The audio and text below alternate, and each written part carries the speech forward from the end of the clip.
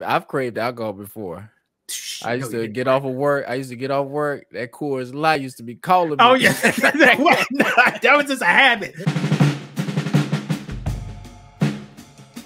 About the video you sent me of Dick Gregory, who is somebody I hold in high, respect.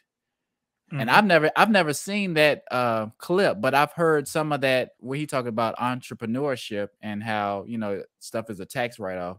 But first, I want to get to the point where he was saying about weed.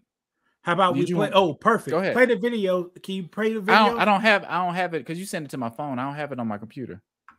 Hold on. And we got to make sure we're saying fair use. I think that helps when you say fair use and that kind of stuff, because them videos that we did commentary on, with the Will Smith thing, they try to copyright that. I was like, Wait. and the part with Martin where we had Gene on there. They try to copyright that? Yeah. Wait, hold on. I could try to find it, Brandon. And so I would say to young folks, it's not about alcohol, but it's hard for me to say that to you when a 5-year-old got to reach past mama's beer and papa's wine to get some mayonnaise. I would also say to young folks that the number one drug that will wipe you out is not cocaine, it's not heroin, it's marijuana. And they deliberately make that a recreation drug, but it stays in the muscles, it stays in the blood, and it will wipe out your memory bank. And also, this is the first time in the history of TB that TB has always been known as poor folks. It's the first time that TB is not running rampant in the ghetto. It's running rampant in middle-income white America because it's the marijuana that they spray, and that's no accident. And so I would just say to young folks, you have to reevaluate everything you've been taught. I would say to the black folks that just because a black person is 90 years old don't mean they have wisdom. And you need to listen to them, because if you was dumb and stupid when you was 9, you dumb and stupid when you 90. All right, Brandon, go ahead. So one of the things he said was how they try to control us with weed. How do you feel about weed? Because I lean towards what he's saying, and I think that it's more acceptable than ever now. But at one point, it was illegal, and they throwing people in jail. They destroy people's lives because they were selling it or possessing weed, and now it's just a business just like anything else. They're just making money off of it and having us using it, and people on the road under the influence, high, etc., etc. So how do you feel about, I guess, them using it as a weapon to destroy us? All right. I'm going to answer your question, and I'll speak a little more on it. Dick Gregory did say weed destroys your memory cells. I have personally experienced when people use weed and their memory do get hazy, touched. No, sometimes touched. What do you mean touched? Okay, watch permanently. Let's take me for example. Over 15, 17 years, a long time ago, I smoked weed for 3 months, and my memory dropped a little bit. It still ain't the same. I have a family member who smoked weed for probably his whole life. His memory sucks as he get older. Got a little dementia. Can't remember anything present. Really? You don't remember stuff long in the past. Wow. So I had a friend who smoked weed in his late teens and 20s. Very forgetful. Don't remember conversations. So I do believe weed destroys your cells. My opinion about legalizing weed is only if you legalize weed. Business ownership needs to be 51% black owned, not 51% minority, because that'd be a white woman be owning it. 51% black owned, since a lot of black people was impacted about marijuana. We need, if they legalize it, we need to own the majority of it. Also, if you create a law about weed, you need to increase the age to 25 years old, and a job requirement is required to buy weed. The reason for that, weed kills your ambition. Weed makes you a little lazy. So if you high on weed, love smoking weed, is a good chance many people won't produce as much, because you're like, hey, I'm fine when I'm at. I'm like Dick Gregory said, I'm fine sitting on that couch watching Power, have a little weed, a little drink. Right. So just a side note. So do you think there should be the same thing put on alcohol? Because alcohol does have a similar effect. Do you think you should be required to have a job to purchase alcohol, because it might lower some of your ambition and make you into a drunk? It could possibly, and you not be able to work. Now watch this. Now alcohol is extremely dangerous. I'm glad you said that, because it is. Alcohol is extremely dangerous for several reasons. Reason number one, it can be addictive. You can get addicted to alcohol. When I'm taking this medicine, I could try not to drink no alcohol, but God bless me, it's not addictive yet. I just like it. Right. I just like crave it. No, I don't. Who could? No, I've craved alcohol before. I used to get off of work. That Coors Light used to be calling me. Oh yeah, that was just a habit. I could taste the bubbles when I get out. I was like, I gotta have that Coors Light. Oh, so you woke up craving it? No, I didn't wake up craving it. That's that was just a habit you had.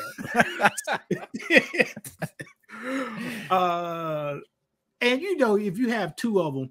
If you had two beers, Brandon, we talking about I know things that I used to do. Drink a 6-pack a day. All right. With 5 shots, 6 shots. That's when you get excessive. Right. And with that over intake, you basically destroying your livers. You making it harder on your kidneys, because alcohol dehydrates you. And also alcohol, 2 things you could do with alcohol. Well, 3 things can happen with alcohol. You could stay normal, you could become sensitive to being angry quickly, or you could become sad. So a lot of abuse may happen when a person is drinking alcohol. So knowing all this, why do they sell it in almost every place you go? Why would they sell something so destructive every place you go? And will they have weed in places like they do alcohol in the future? Just like people want to escape, alcohol gives you a leeway to escape your present reality. Every time I drunk alcohol, I drunk it to entertain my own self within myself. Right. Don't that sound crazy? Yeah. Do it sound crazy? No, Well, if you haven't experienced it, it'll sound crazy, but I've had alcohol, a lot of it, and it makes a lot of sense, and that's how it feels. And it's something easy. You don't have to do a lot to do it. It's not shunned upon, so you don't feel bad doing it. It doesn't feel like you shooting up heroin or something like that. You just taking a sip. You just drinking something. If you're drunk, it's shined upon. You get DUIs, it's shined upon. Kinda, people, if I was a drunk, people would be like, it's not like you have a crack addiction. It's not looked at the same way, even though it's similar. You see what I'm saying? Like if you were an alcoholic, we'll say, well, Lewis could bounce back from that. You could bounce back from that, even though you might not be able to. Okay. If you had a crack addiction or a heroin addiction, people look at that a different way. And that's something maybe you're not going to be able to bounce back from.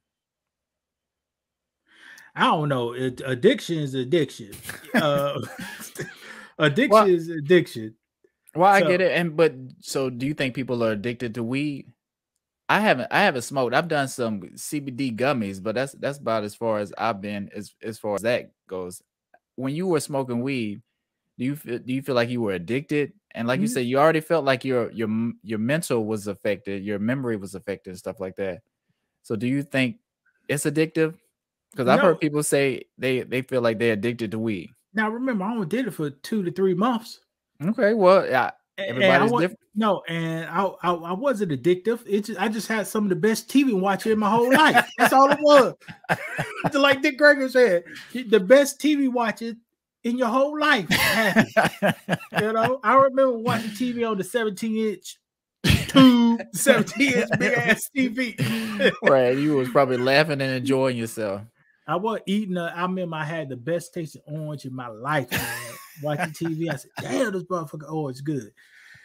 But that could have kept going, and you never would stop, and you would have been hooked from then. You know what I mean? It was gonna kept going. So, do you think that separates you? Because I think just the type of person you are, that's why it didn't happen. But it sounded like you were enjoying yourself. Man, so why not keep it going? I was gonna graduate in a few months. They're gonna just drug test me. I get a job. Right. I okay. Well, but that's what I'm saying. So, but you know that maybe one day they'll be more lenient on that kind of stuff. I don't think they are at the moment. Like you still have companies that will drug test you. But the more they're making it legal, all you have to do is get you a medical card, right? And say I have to smoke weed to function, right? False. I'm not go loyal ahead. for false. Go ahead. Weed is a federal crime, right? Federal. Possessing it is a federal crime. Possession it, growing it, all that stuff. Okay. Federal crime. Federal law trumps state law. So fuck that America card. Really? Is that so? The U.S. Because I'm not sure how that kind of stuff works because I'm not into it. I'm not pursuing a medical card. So the U.S. Constitution said federal law trumps state law. So you can have all the state laws you want. A federal law says it's illegal. So technically it's illegal. But here's the thing. Only time a law is forcible is when it's forced. Yeah. And they ain't enforce it yet. But I tell you this, let ownership of weed companies be 51%. They black people let black people own 51%. They'll enforce it then. Right. And do you think that's what we should be trying to do? Not talking about just growing crops, but growing something you could sell like marijuana and be in business like that. We should be given land to grow. In my current position, I cannot make comment on that statement. Okay, that's fine. But do you think the government owes us something? I think you were kind of touching on that because they kind of locked up a lot of us due to drug possession and stuff like that. I guess not necessarily just because we're selling it, but just possessing it. I said if the federal government make it legal, so we are fantasizing. If it's legal, right, the federal government should require ownership of Black Americans to at least own a majority portion of the distributors, the growers, and the retail sellers. Do you think people should put the weed down, as Stephen A. Smith says, stay off the weed? What people are you talking about? Just young men in general, just somebody who's watching this video. I can't talk about nobody outside of what I experienced. I am a black male. I believe black males should get off that weed and build businesses, build structures, build unity, build something productive before partaking in drugs and alcohol. Before partaking in illegal federal drugs. So are you trying to tell me that weed is illegal? Technically, it's illegal. Yes. I hear what you're saying. I guess I never thought about that. So that's where it gets tricky because you know who I work for, Brandon. And okay. Don't you say it on here. You know who I work for. I don't think about that. I don't think about that though. Because you told me months ago and I just forgot about it. So I just never really thought about that. Man.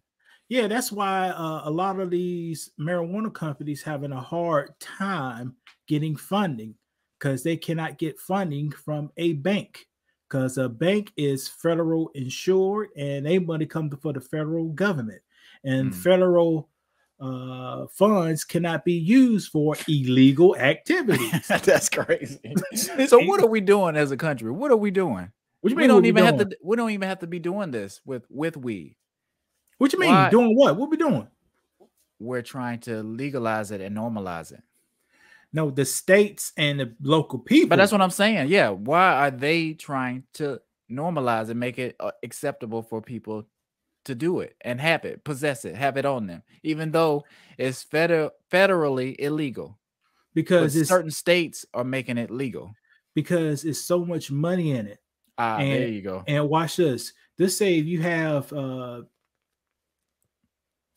50,000 people in ownership positions or management positions in these companies, and this company is an $8 billion market. Those 50,000 people go split up that $8 billion. You know what I'm saying? Right. So it's just about money, which we already know, but everything's about money. This is America. Yeah. They brought you over here. They brought you over here to dig up, to cut down. See, what they don't tell you about slavery. You know, when you're driving on the roads of South Carolina in the country, if you look to the left or the right, what do you see? What do you mean? Like swamp? What do you You see a whole bunch of trees, right? Yeah. So imagine when the Pilgrims got over here and they got the boat, all the motherfuckers is trees. Who cut down them damn trees? Right. All the trees. Like who cut down them big ass trees? We did. See, they don't talk about that. Boy, yeah. I bet the slaves who first got over here, they probably lived for maybe 3 to 5 years, breaking the back. Cut this motherfucker tree down. Well, you know, there's a botanical garden over here where I stay. It's more on the surf side, and they had plantations, and they take you on a tour of the swamp area, right? So they were saying how they used to grow rice. And they were saying they had slaves out there planting the rice and tending to it, because you have to grow rice by water like that. In the water, got to get flooded. Yeah. So you had to be physically in the water, and they were saying it was alligators, poisonous snakes, all in those waters. Malaria. But we had to still work in those conditions just to produce the rice, and you had no choice. So just imagine being in those work environments. It's not even a work environment because you're a slave, but and just to think that we put our bodies on the line like that, and they don't want to pay us any reparations. Watch this. This is gonna sound crazy. It'll be a blessing to pick cotton versus doing rice. Right. Right. Give me cotton in the day of the week. I want that motherfucking cotton. Cause that rice, you got those shoes on, that water, you get cut. The next thing you know, that shit start growing up in you. Right. Ooh. And I was watching a video on how to grow rice, because you could grow rice, but it's so much effort put into growing rice for what you get. It's almost not even worth it. I don't even know how we get all the rice and stuff, and the vegetables in general too, because I grow it. I see how much effort it takes, how much time it takes to grow. A lot of rice come from overseas, man. Like in those Asian countries. That's true. Yeah, that's true. I'm just saying, but it's still a lot of effort, a lot of, I'm not even gonna say people paid fairly, people being in these sweatshops or just, slaves. And I mean, there's still slaves out there. I know people don't want to think about that, but it's slaves making a lot of our food, or preparing our food, our clothes, all that kind of stuff. Phones. You still could buy some of that slave rice in South Carolina if you want to. What you mean? I think it's a company. I have to look it up. It's a company that still has the same rice they used to grow back then. Oh yeah. I think Carolina Gold or something. Yeah, that's what it is. That's what it was saying when we were on the tour. That's what it said. Yeah, that's what it. That's what it said. But we were on the plantation, and it kind of hit you. You're there for fun or whatever, just to look around. But then it kind of hits you. You're on a plantation. They had people out there working, dying, getting attacked, just to grow rice for this person's business. It's a $1 billion company now, $1 trillion company maybe. And they'd be like, no, you don't deserve any of this money. Carolina Gold or something, but yeah. But yeah, you're right. I remember I was watching some program. The man was like, "Yeah, my grandparents had this. We still got the rice."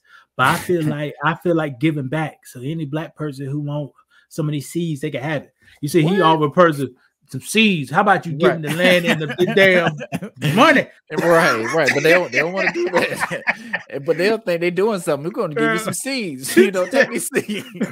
take a free bag of rice and be happy. Yeah, here's the seeds your ancestors used to die for. Right. You see, and I forgot. I think it was on PBS or something, and it was and they was grinding it up in Colombia, I think. Really? But